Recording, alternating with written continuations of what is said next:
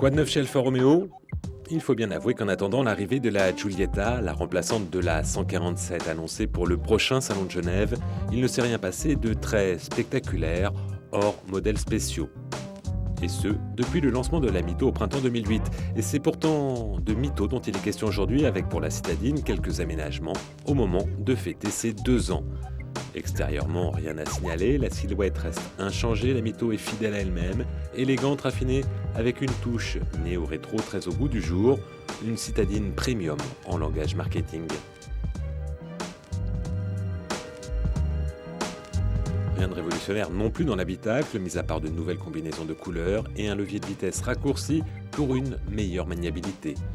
Sinon, pas grand-chose à se mettre sous la dent, mais après tout, à quoi bon, puisque la qualité de finition rivalise avec les standards allemands, avec une touche de fantaisie toute latine. En fait, c'est sous le capot que ça se passe avec une nouvelle gamme de motorisation baptisée Multi-Air. Le 1 litre 4 turbo, décliné à toutes les sauces dans les marques du groupe Fiat, adopte une technologie favorisant une combustion optimale, en réglant de manière ultra précise la quantité d'air admis. Ainsi, les soupapes d'admission s'ouvrent de manière mécanique en usage sportif et elles sont gérées électro-hydrauliquement en usage normal pour un meilleur dosage. Selon les ingénieurs, cette technologie permet un gain de puissance de 10%, le couple progresse de 15%, alors que consommation et émissions de CO2 diminuent dans les mêmes proportions. S'il est difficile de vérifier ces chiffres sans confrontation directe, il est en tout cas indéniable que ce moteur se montre plein d'entrain à bas régime.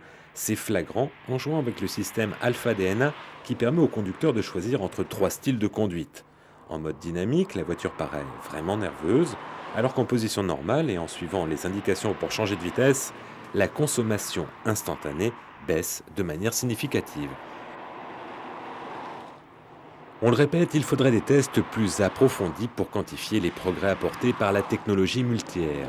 Du point de vue agrément de conduite, en tout cas, c'est une réussite et le riche passé des motoristes Alfa Romeo plaide en sa faveur.